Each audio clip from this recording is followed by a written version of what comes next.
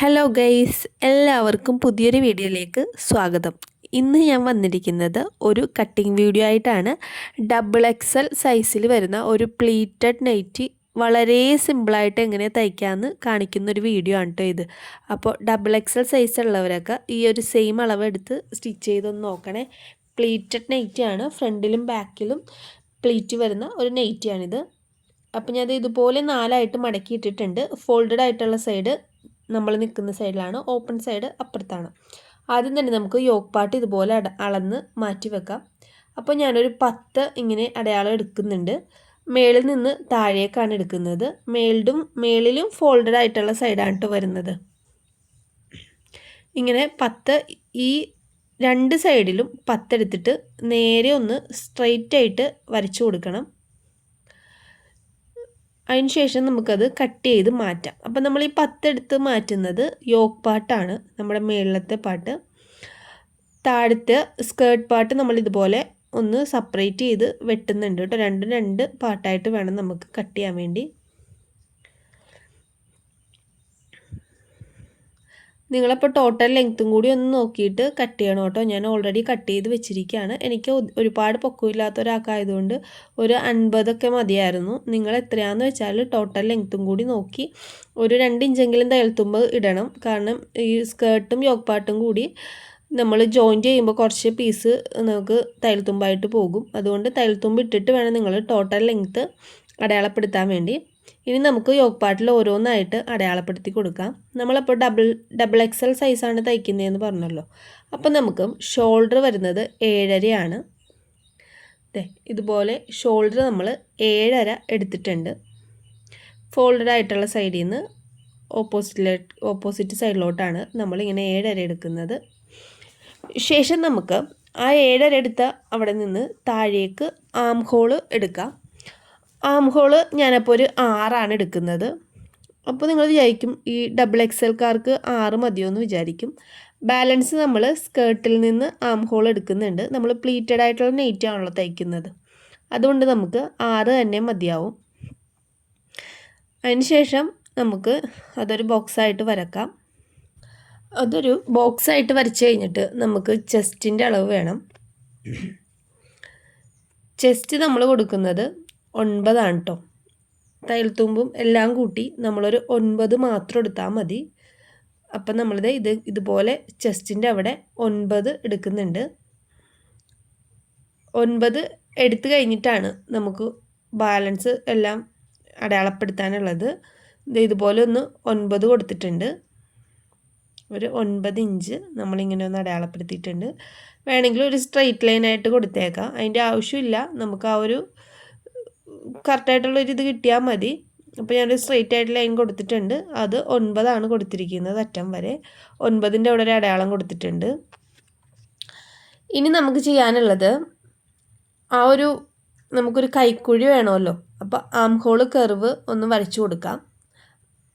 ഇതേ ഇപ്പോൾ ഞാൻ വരയ്ക്കുന്നത് പോലെ ആം ഹോള് കർവ് ഒന്ന് നന്നായിട്ടൊന്ന് വരച്ചു കൊടുക്കുക.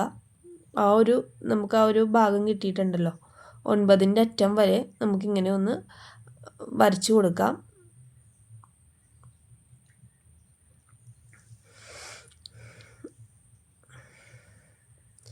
ഞാനിപ്പോൾ ഇതുപോലെ ഒന്ന് വരച്ചു കൊടുക്കുന്നുണ്ട്. സിമ്പിളായിട്ട് ചെയ്യാൻ പറ്റിയ, നമുക്ക് ഒരുപാട് അളവുകളൊന്നും വേണ്ട, സിമ്പിളായിട്ട് ചെയ്യാൻ പറ്റിയൊരു മോഡലാണ് കേട്ടോ ഇത്. അതിനുശേഷം നമുക്ക് ആ 9ൻ്റെ അവിടെ നിന്ന് ഈ 10 ഏറ്റവും നമ്മൾ ലാസ്റ്റ് എടുത്തില്ലേ യോക്ക് പാർട്ടിൻ്റെ അവസാനം, അങ്ങോട്ട് ഇതുപോലെ ഒന്ന് വരച്ചു കൊടുക്കാം. നമുക്ക് ആ പ്ലീറ്റഡ് നൈറ്റിയുടെ യോക്ക് പാർട്ടിൻ്റെ അവിടെ ഒരു ഷേപ്പ് ഉണ്ടല്ലോ, അത് വരാൻ വേണ്ടിയാണ് നമ്മളത് ഇതുപോലെ ഒന്ന് വരച്ചു കൊടുക്കുന്നത്. കണ്ടല്ലോ, ഇങ്ങനെ ഒന്ന് വരച്ചു കൊടുത്തിട്ടുണ്ട്.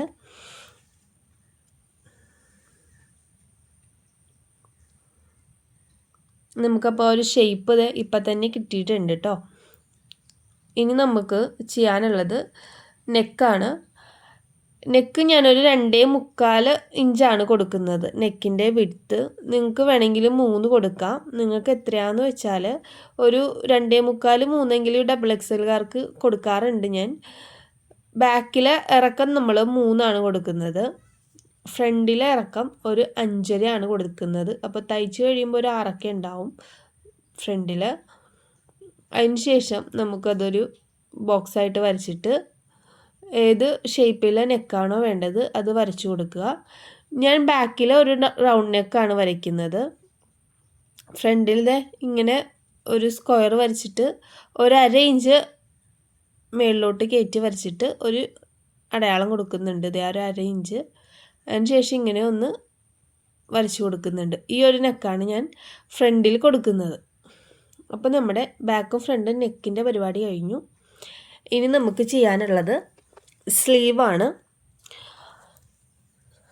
അപ്പോൾ സ്ലീവ് ആദ്യം തന്നെ നമുക്ക് സ്ലീവിൻ്റെ ഓപ്പൺ സൈഡിലാണ് നമ്മൾ സ്ലീവ് വരച്ചു കൊടുക്കുന്നത്. ഇനി നമുക്ക് സ്ലീവിൻ്റെ വിഡ്ത്ത് കൊടുക്കാം. വിഡ്ത്ത് ഞാനൊരു 7.5 ആണ് കേട്ടോ എടുക്കുന്നത്. ഇതുപോലെ 7.5 എടുത്തിട്ടുണ്ട്. അപ്പോൾ XXL എൻ്റെ ഒരു കസ്റ്റമർ പറഞ്ഞത് കൈക്ക് നല്ല വണ്ണമാണ്, ഷേപ്പ് ഒന്നും ചെയ്യേണ്ട കൈക്ക്. ബോഡീനേക്കാളും കുറച്ചും കൂടി വണ്ണം കൈക്കുള്ള കസ്റ്റമർ ഉണ്ടാവുമല്ലോ. അപ്പോൾ അതുപോലത്തെ ഒരു കസ്റ്റമറാണ്. അപ്പോൾ എന്നോട് 7 എടുത്തോളാൻ പറഞ്ഞിട്ടുണ്ട്. ഷേപ്പ് ഒന്നും ചെയ്യാണ്ട് 7 തന്നെ കൊടുക്കാനാണ് പറഞ്ഞത്. അപ്പോൾ നമ്മൾ 7 എടുത്തിട്ടുണ്ട്, 7.5 എടുത്തിട്ടുണ്ട്. അതുപോലെ സ്ലീവിൻ്റെ ഇറക്കം എടുക്കുന്നത് നമ്മൾ 7 തന്നെയാണ്. ആ ഇറക്കം എടുത്ത് 7 എടുത്തതിൻ്റെ അവിടെ നിന്ന് താഴേക്ക് ഒരു 3 എടുത്തിട്ടുണ്ട്. ആ 3ൻ്റെ അവിടെ നിന്ന് നമുക്ക് ഇതുപോലെ ഒരു 10ൻ്റെ അവിടെ നിന്ന് അടയാളപ്പെടുത്തി കൊടുക്കാം. ശേഷം നമുക്ക് വേണമെങ്കിൽ ഒരു സ്ലീവിൻ്റെ ആ ഒരു ഷേപ്പ് കിട്ടാൻ വേണ്ടി സ്കെയിൽ കൊണ്ട് ഇങ്ങനെ നീളത്തിൽ വരച്ചിട്ട് ഷേപ്പ് ചെയ്ത് നിങ്ങൾക്ക് കൊടുക്കാം. ഞാനിപ്പോൾ എപ്പോഴും ചെയ്യുന്നത് പോലെ ഇങ്ങനെ ഒന്ന് ഷേപ്പ് ചെയ്ത് കൊടുക്കുന്നുണ്ട്. എനിക്കപ്പോൾ ഇങ്ങനെ ചെയ്താലാണ് കറക്റ്റായിട്ട് വരുന്നത്. നിങ്ങൾക്ക് സ്കെയിൽ കൊണ്ട് വരച്ചിട്ട് ഷേപ്പ് വേണമെങ്കിൽ ചെയ്ത് കൊടുക്കാം. ഞാനിപ്പോൾ ഇതുപോലെ ഷേപ്പ് ചെയ്ത് കൊടുത്തിട്ടുണ്ട്. ശേഷം ആ വണ്ണത്തിലോട്ട് ഇങ്ങനെ ഒന്ന് വരച്ചു കൊടുത്തിട്ടുണ്ട്. അപ്പോൾ സ്ലീവിൻ്റെ പരിപാടി കഴിഞ്ഞിട്ടുണ്ട്. നമുക്ക് സ്ലീവിൽ അങ്ങനെ ഒരുപാട് അളവുകളൊന്നും വേണ്ട കേട്ടോ. വണ്ണവും നീളവും മാത്രം മതി. അപ്പോൾ നമ്മുടെ കഴിഞ്ഞിട്ടുണ്ട്. അളവുകളെല്ലാം നമ്മൾ എടുത്ത് കഴിഞ്ഞിട്ടുണ്ട്. ഇനി നമുക്ക് പ്രത്യേകിച്ച് ഒന്നും ചെയ്യാനില്ല. ആദ്യം തന്നെ സ്ലീവ് കട്ട് ചെയ്ത് മാറ്റാം. സ്ലീവ് എന്തായാലും ആദ്യം തന്നെ കട്ട് ചെയ്ത് മാറ്റണം. കാരണം അറിയാണ്ട് എങ്ങാനും നീളത്തിൽ കട്ട് ചെയ്താൽ പിന്നെ ജോയിൻറ്റ് വരും. അതുകൊണ്ട് എപ്പോഴും കട്ട് ചെയ്യുമ്പോൾ സ്ലീവ് ആദ്യം കട്ട് ചെയ്ത് മാറ്റുക. നമുക്ക് സ്ലീവ് കിട്ടിയിട്ടുണ്ട്. ഇനി ഓരോന്നായിട്ട് നമുക്ക് കട്ട് ചെയ്യാം. ആദ്യം തന്നെ കൈക്കുഴിയുടെ അവിടെ നിന്ന് കട്ട് ചെയ്ത് മാറ്റുന്നുണ്ട്. ശേഷം യോക്ക് പാർട്ടിൻ്റെ താഴത്തും നമ്മൾ ഇതുപോലെ ഒന്ന് കട്ട് ചെയ്ത് എടുക്കുന്നുണ്ട് കേട്ടോ.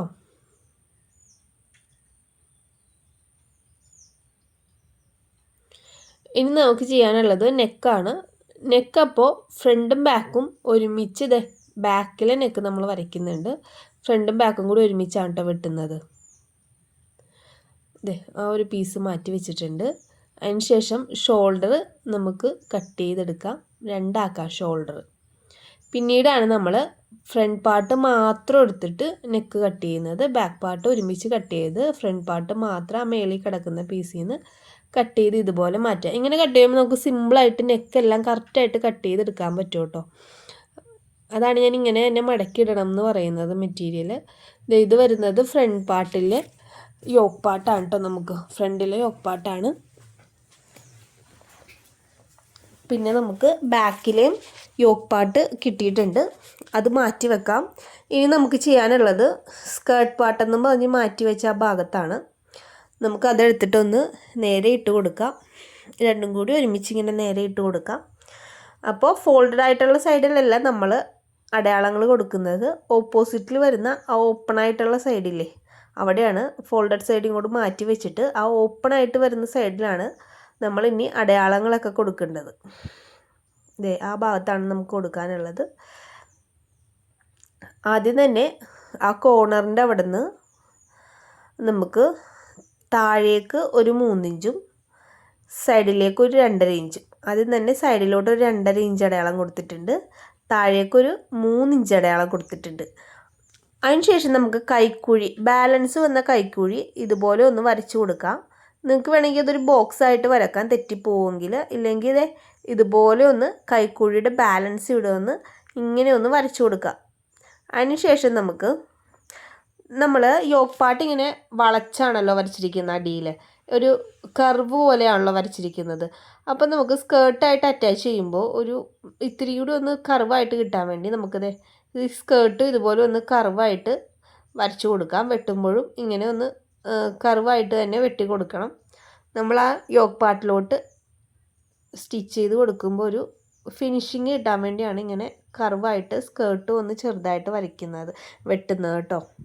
എന്നിട്ട് നമുക്ക് ആ സ്കേർട്ടിൽ വന്ന കൈക്കുഴിയും കൂടി ഒന്ന് വെട്ടിയെടുക്കാം. നമ്മുടെ XXL പ്ലീറ്റഡ് നൈറ്റിയുടെ കട്ടിങ് ഇത്രയേ ഉള്ളൂ. സിമ്പിളായിട്ട് കട്ട് ചെയ്തെടുക്കാൻ പറ്റിയൊരു മെത്തേഡാണ് കേട്ടോ ഇത്. നമുക്കിപ്പോൾ ദിയാകൃഷ്ണയുടെ ഒരു മോഡലൊക്കെ തയ്ക്കാൻ പറ്റിയതും ഈ സെയിം അളവിൽ തന്നെയാണ്. ഈ സെയിം അളവിലല്ല, ഈ ഒരു കട്ടിങ്ങിൽ തന്നെയാണ്. കണ്ടോ, യോക്ക് പാർട്ടിലോട്ട് നമ്മുടെ കൈക്കുഴി വരുന്നത് ഇതുപോലെയാണ്. ഞാൻ കാണിച്ചു തരാം.